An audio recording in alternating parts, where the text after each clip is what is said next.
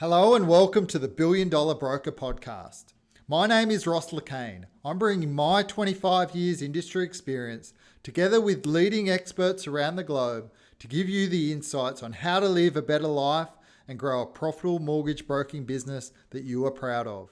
Welcome to another edition of the Billion Dollar Broker Podcast. My name is Ross Lacane. I've got a very special guest with me from across the ditch in New Zealand, David Windler. He's the founder and director of the Mortgage Supply Co. And welcome, David. Thank you, Ross. Thank you for having me on board. Well, looking through this list of awards, it's pretty impressive, David. You're in the top 5 brokers in the country. You've regularly been in the top 10 since its inception in terms of the Advisor New Zealand top brokers. You were the top broker in the award-winning Professional Advisor Association. And last year you were named as Astute New Zealand's top advisor. So a very impressive list there. And it's Thanks, Ross. It's great to have you on the show. So basically what I'd love to do is, you mentioned you've got a team of around about 25 advisors, 8 admin staff, and obviously you're doing lots of volume yourself. But what I'd love to do is, go back and tell me about when you first sort of made that shift and got into the mortgage industry. Yeah, look, it's been a fair journey. I've been broking now for coming up to 15 years, but my previous career was in a completely different field. I spent nearly about 10 years on the coaching staff at Auckland Cricket. It has always been my passion, and I got involved at a professional level in coaching. And once I kind of started to think about that as a very narrow field, and there was no way I was ever going to coach the Black Caps because I just didn't have that first class or test match playing experience. I needed to start to look sideways, and I left out of Auckland Cricket and became a director of sport at a local secondary school. Really enjoyed that. It was a great environment, but to be frank, I felt that I was selling myself short a little bit. I had, really good, strong people skills, and I needed a complete change. And actually, my wife just saw an ad in the paper for one of our banks. We're looking to expand their mobile manager channel, and I thought, I could do that. I'm good with people. I can learn how to do that. And the hardest job actually, and probably the biggest sort of hurdle I jumped, was trying to get in front of the recruitment guy, because he's gone, you've got no experience. I don't want to know you. But I just kept him on the phone. I just kept him on the phone for nearly an hour, and just kept talking and persuading that I had transferable skills. And I think that's one of the beauties of our industry, Ross, is that you can come at it from all sorts of different walks of life.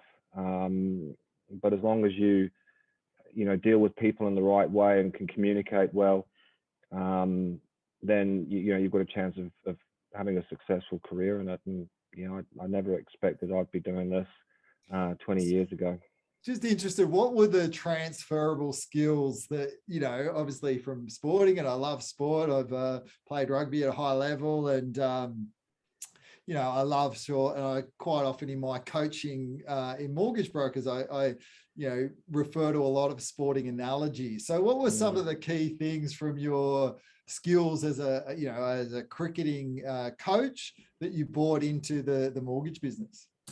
Well, I think good coaches, empower their athletes, and I think good mortgage advisors empower their clients. I think that, I try and, allow my clients to make quite a lot of their own decisions. Obviously, we advise and we shape, but I like to coach my clients so that, in essence, they're starting to understand more the decisions that they're making. So it's around coaching and leading them, no different to an athlete.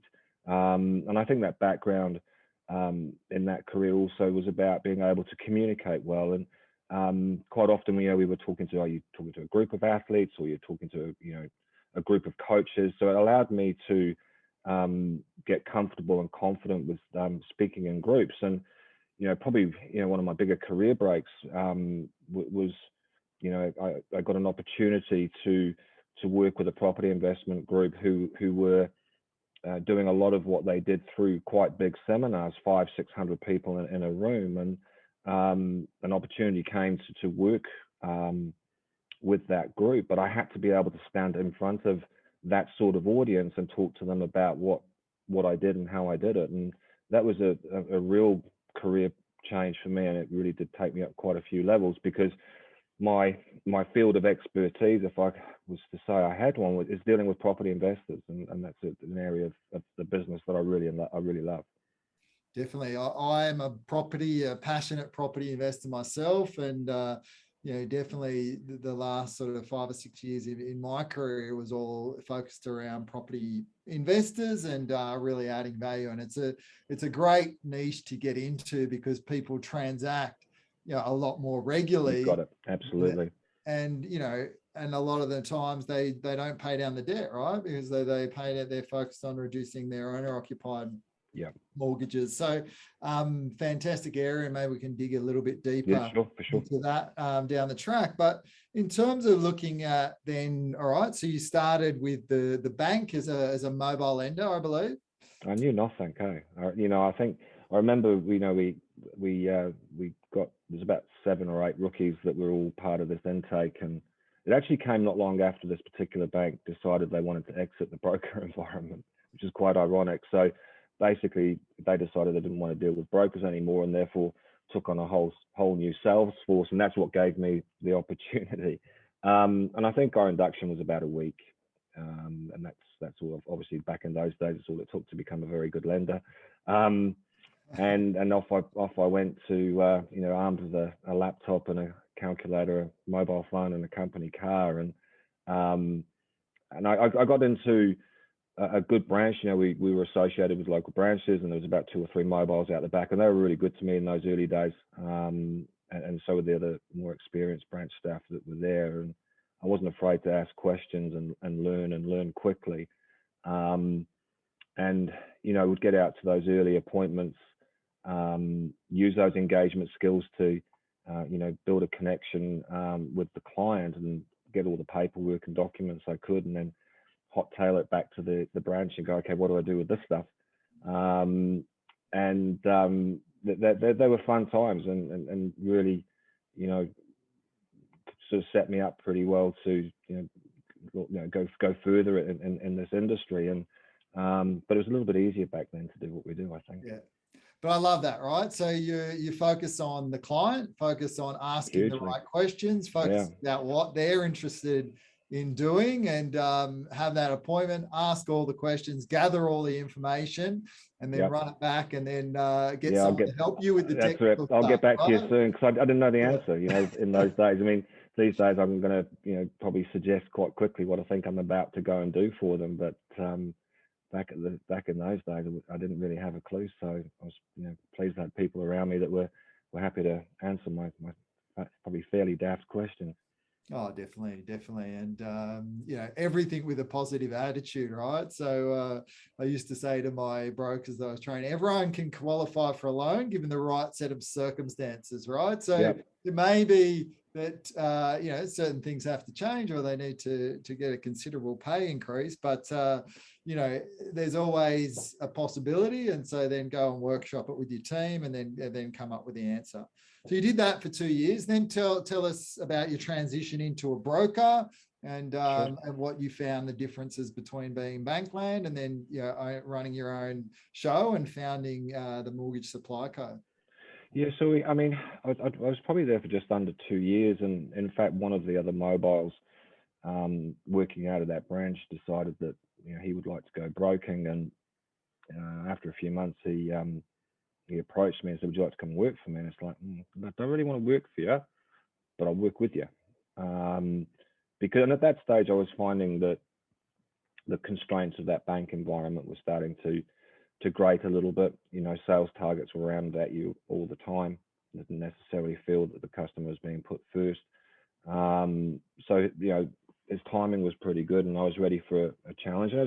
What was really important, I think, at that time was that my wife was running a very successful business, which gave us the ability for me to make this change, because, as we all know, you go launch into a new enterprise and a new business, and your only income's ever going to come out of commission.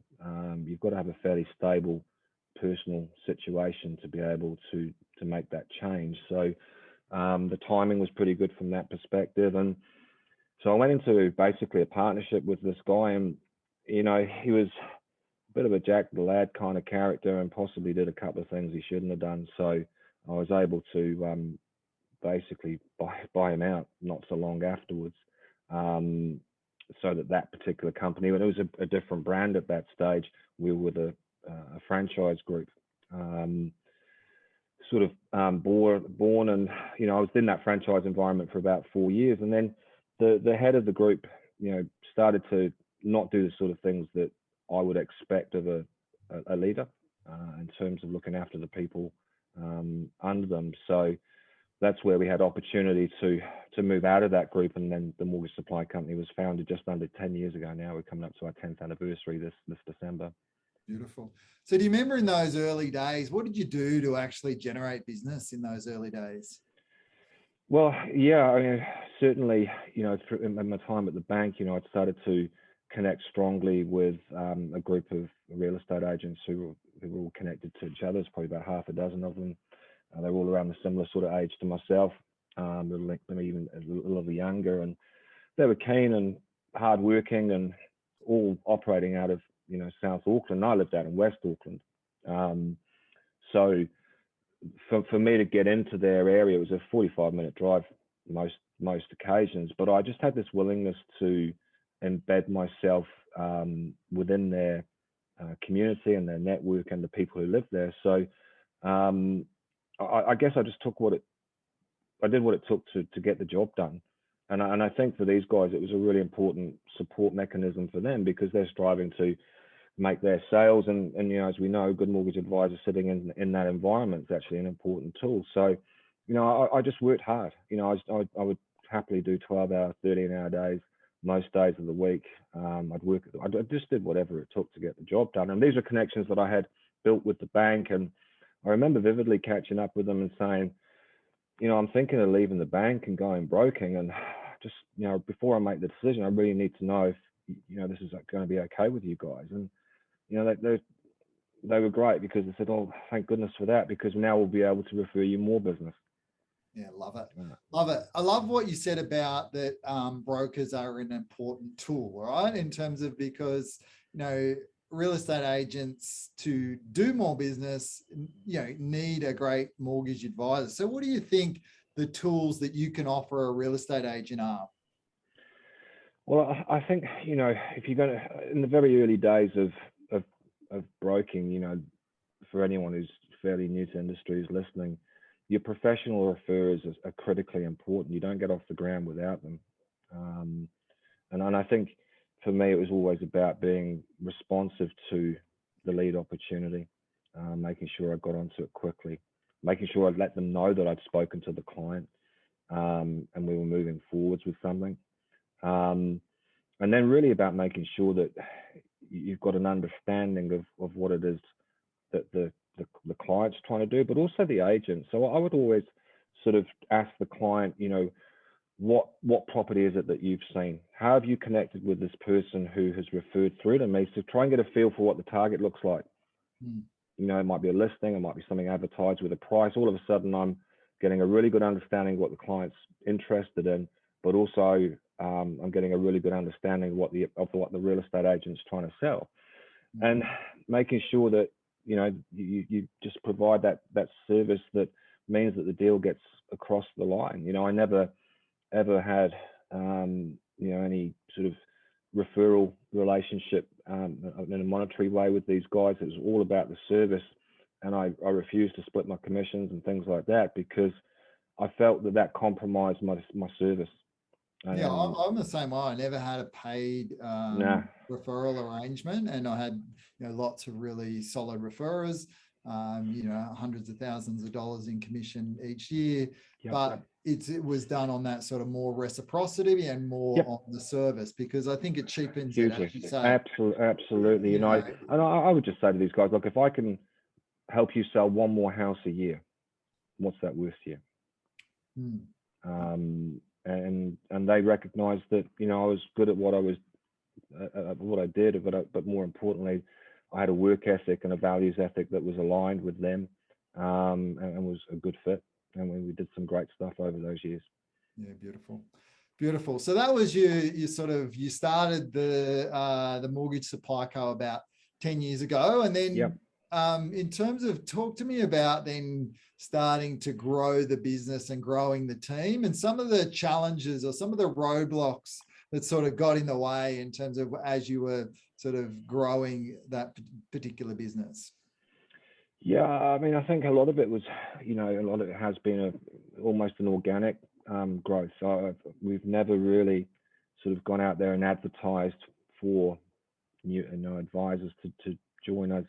It's all been sort of by stealth with people that we knew. I think that was a big part of the business as I see it today, which is, I think, is a very strong business. The culture, the ethics, the value set that the people share in the business is its real strength.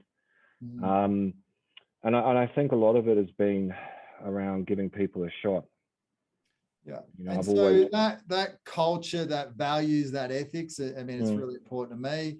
Did that come from the sporting background? And, obviously you realize the importance of that and creating that within a team environment. So I think so. I mean, I think a lot of it for me, Ross, was that, I enjoy being in a team environment. I think, again, our industry is so flexible with how you can operate within it. And, many people are happily, building good businesses, just working from their home on their own. But I couldn't do that. I just, that would be something that would potentially bore me. I like to be around people, and I like to lead, and I like to see growth in the people around me. So, setting up an office and having a place for people to go was a natural thing for me.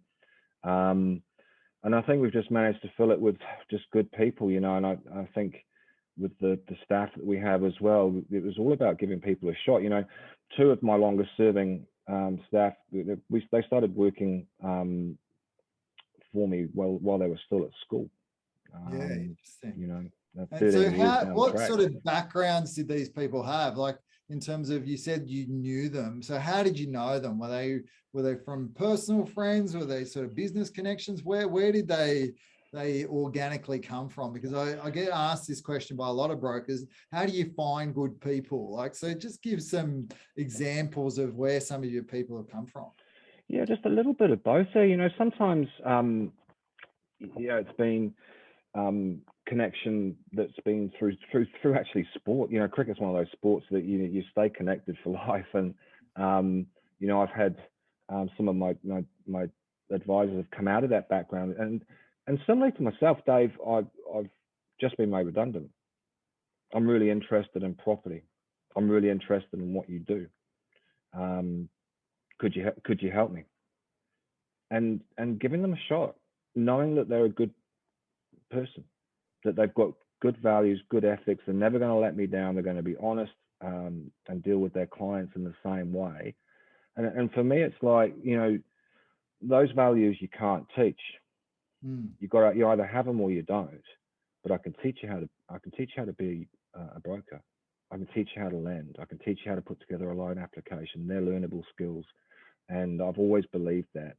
So what it's meant is that, a reasonable portion of the guys have come from very different backgrounds into the business, and then some of them have been, worked in banks, wanted to come into the broking environment, knew me through, dealing with me while they were in the bank, and have come across into the mortgage broking side of things through that. So quite a lot of it's been through a personal connection, and then you get that growth where you've got people in the business outside of me who know somebody who wants to come in. It just grows, and that's where you get that organic growth. But the key link between all of them is you knew who they were, so you got to know who you were dealing with. And possibly where people have joined the business who haven't stayed around too long or haven't worked out is where I haven't known them well enough. Yeah, I love that. And I think some of the first sessions that I go through with my clients is really getting them to understand their values first and what their vision and what their bigger picture is. But, that values thing is huge. And um, getting to know them, and quite often in the interview process, people ask me, Ross, how do you go about interviewing? And before I'll even do a formal interview, I'll get to know them on that personal level. Yeah, I'll get to know them on the personal level. I'll have those conversations and really try to understand who they are as a person first before you get into their technicalities and what they can do from a job sense. So I love that. And I think that's a great lesson for a lot of people, because if you get the attitude, the values, we can train for skills. So absolutely, 100%. definitely love that. So then in terms of so you grew organically over that time to the point where you've now, as you said, you've got 25 advisors and about 8 admin staff. So you want to talk to me a little bit about how your team's structured and what sort of support you provide? Yeah, I mean, I guess there's two sort of elements to the business. One is there's sort of a team within a team, which is my team, if you like. I still write a lot of business. So, most days when I go to work, I'm wearing two hats. Dave's the broker and Dave's the guy who runs the business. In my immediate team, who look after my client flow, I have 4 loan writers, I call relationship managers. And they sit close to me in terms of doing all the loan processing. Very experienced operators now, high quality lenders in their own right, and I think that's where you do need that expertise sitting quite close to you. Then have a client services manager whose responsibility is to look after refixes and restructures. And in essence, for me, as I look at that role, that's an important role, because that's what looks after my trail book. Couple of admin girls who do all the data entry and make sure that the compliance side of things are all ticking along. And then the umbrella business, there's my office in Auckland, which has got about 8 advisors in it, and then we have an umbrella organisation which I co-own with another chap, and that's where we've got offices around the country, and in locations from Invercargill to Wellington, and got a few guys who work from home in and around the Auckland area, but the core of the business sits out of my office in Auckland. Yeah, love it. Love it. And, from a sporting perspective, and one of the analogies I often teach about in my coaching is, the difference between a local, and we'll call it cricket, your park cricket team and your professional cricket team is how much they actually train, right? So how important is sort of, and again, you said you've got some really experienced and people in your business. How important, from your coaching background, has been training and developing your team to get where they are?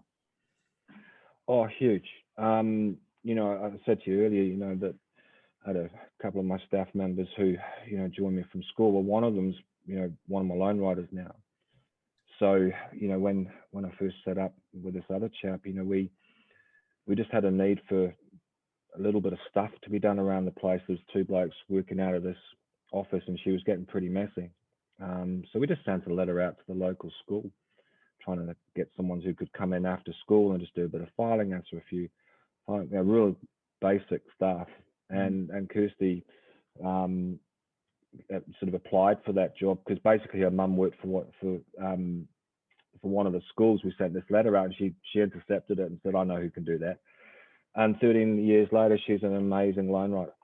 And that's just, that, again, finding somebody who's got a great attitude, who will never let you down, and then taking them on a journey with you, upskilling them as you go, to give them a career. And that's, at this stage, it's the only job she's ever had, and she's one of two staff members that I can say that of, and you know, again, Crystal, who's our compliance CRM queen, just one of those school programs where you could get someone coming in for a few hours a week in a work-related, local school connection to business kind of program. 13 years later, she's still in the business, and the only job she's ever had. Amazing. So that's something I'm really proud of. But it's just about identifying good people who've got a willingness to learn and a willingness to grow, and keeping them. Yeah. And what do you think the secret to, retention, because a lot of, people struggle with retention or retaining staff. What do you think the key to retaining good staff is? I think you just got to look after them along the way, and that's not always necessarily about, paying them above market or whatever. I think it's about treating them as, good human beings, looking after them when they need your support. Things happen to people outside of their working environment that will take them away from work. They'll, I don't know, having the ability to sit down and have a decent chat outside of work, recognizing that if someone's not having a good day, that you know what's wrong.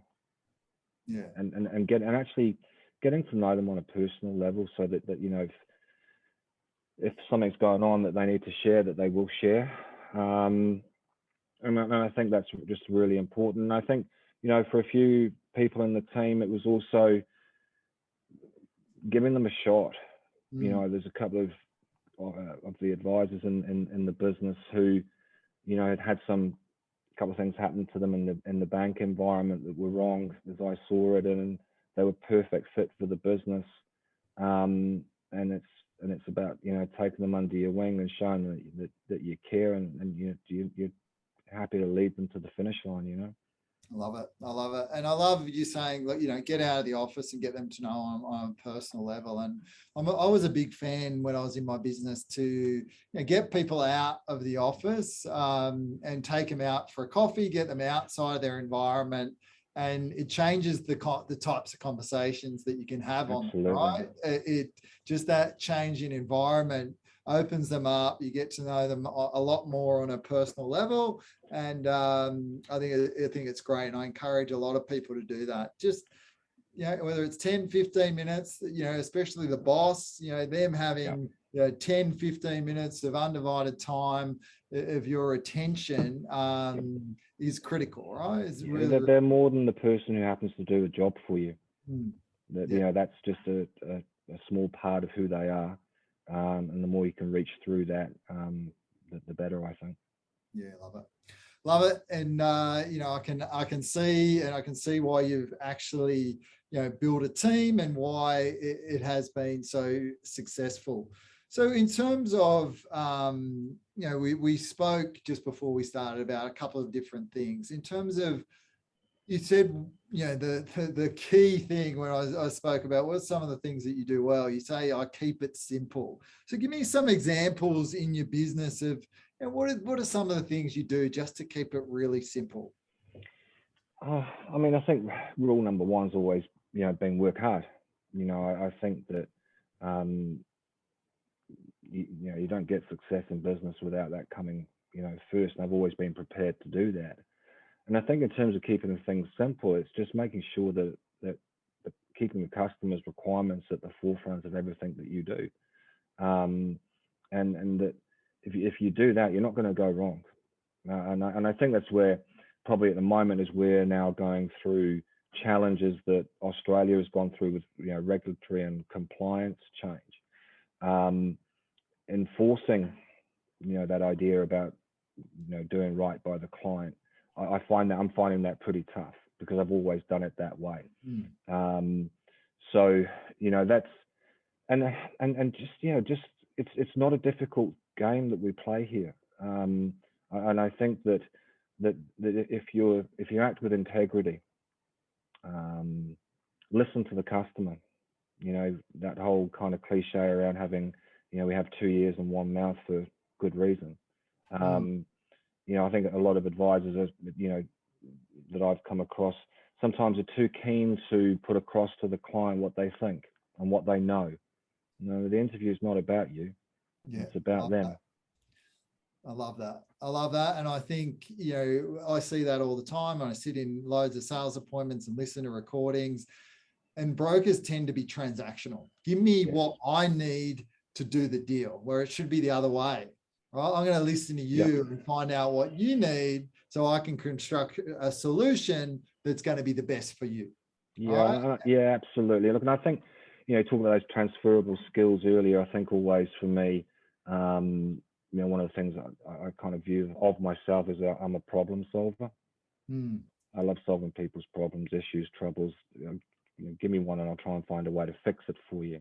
And I think that's a big part of what we do.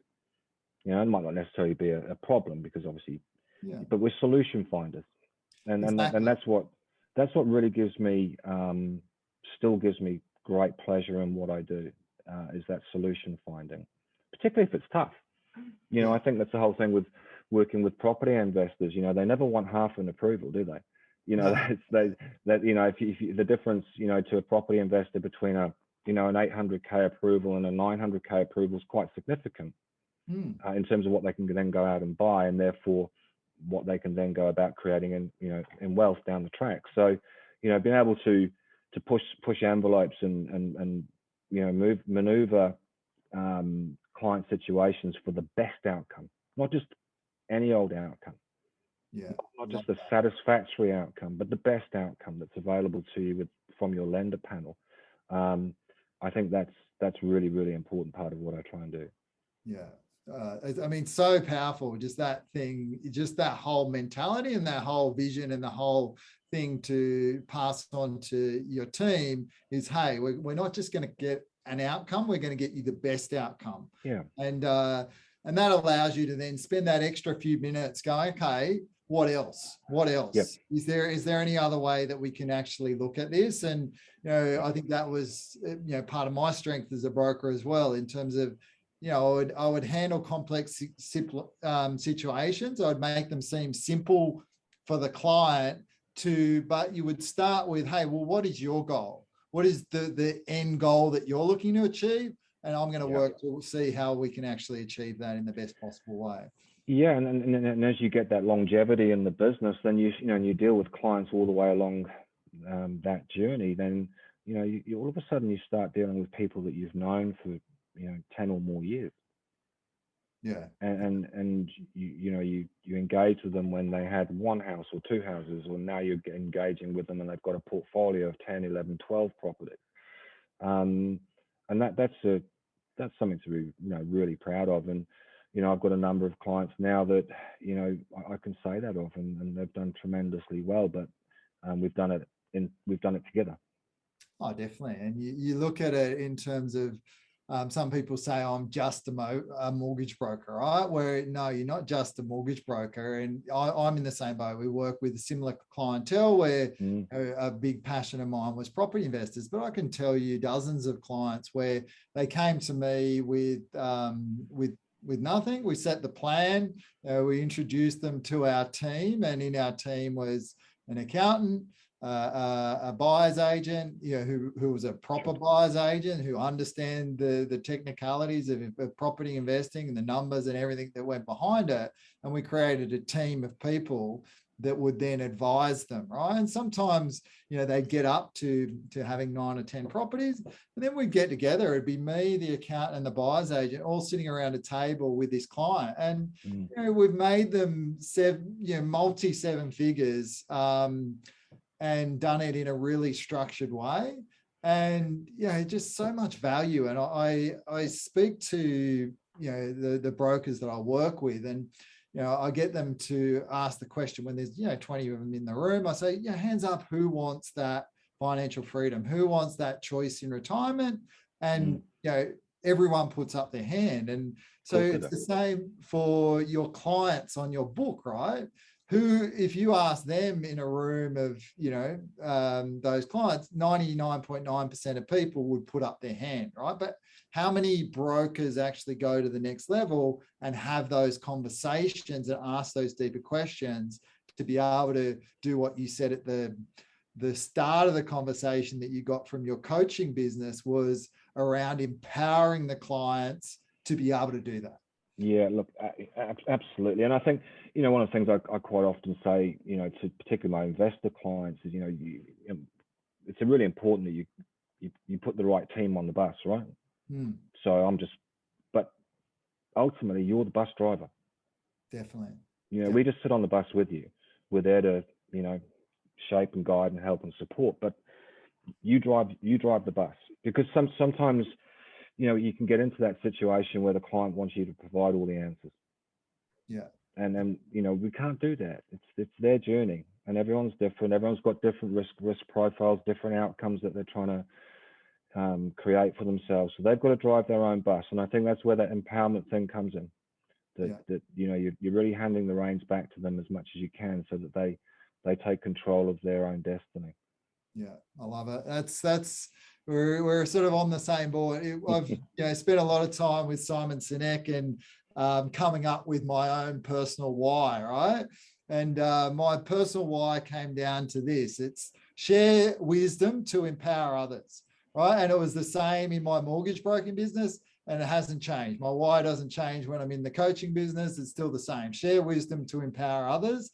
And exactly what I think we share a similar philosophy there. Look, huge. And it's something I really enjoyed and tried to do, to say when I was involved in that property group, and we would run events and seminars. It could be 500 or 600 people in the room. I would speak for up to an hour at those events. And it was all about give to get. Give as much knowledge out on the understanding that people will embrace that and go, all right, this guy knows what he's talking about. I want to deal with him. And, probably started doing that about 10 years ago, when I'm not sure if even Facebook was around back then, Ross. But I think that's where the power of social media is today. And I think that, younger brokers getting into industry need to target social, and that give to get philosophy of, and then you can, I'd reach 500 or 600 people at an event, but my goodness, you can go and reach, tens of thousands of people through social. I love that. I one of my coaches said a quote the other day in saying, you'll touch way more people in your marketing than you will, actually serve directly, right? Absolutely. So whether you go with that mentality that, hey, I'm going to add as much value as I possibly can, and with that client first mentality that you said, then, as I said, as a result, you get paid for the value that you put out there. And I think that's a great message. We could go on talking about this for ages. I think there's a lot of similarities, sporting backgrounds, property investment, similar sort of philosophies in educating and empowering. But I'm going to wrap it up. Sure. I asked a question at the end of every podcast around, what's one tip if you were talking to a young aspiring broker that was looking to sort of really get out and to scale a business? What is a tip that you'd love to share before we finish up today? Gosh, I think I hate the young aspiring broker already, because I'm one of my big regrets is I started doing this too late. So if you're a young aspiring broker, good on you for being in that position in the first place. Work hard. It's a fantastic industry that we're in. Wonderfully flexible. You can scale it up, scale it down, scale it sideways. For me, I think that just like you would deal with your clients and ask them, what are you trying to get out of this? What's your end game? Is be really able to answer that yourself. It's because it's different for everybody. And I think that the most important thing you could do right now, if you're entering industry and you've got aspiration, is really understand what that looks like and map it out and go for it. Yeah, I love Because you can go anywhere in this game and you can make it as big as you want to, but just look after people along the way. Keep your integrity and your honesty, and just work hard, but just know where you're going. Have your plan, map it all out, and just go hard.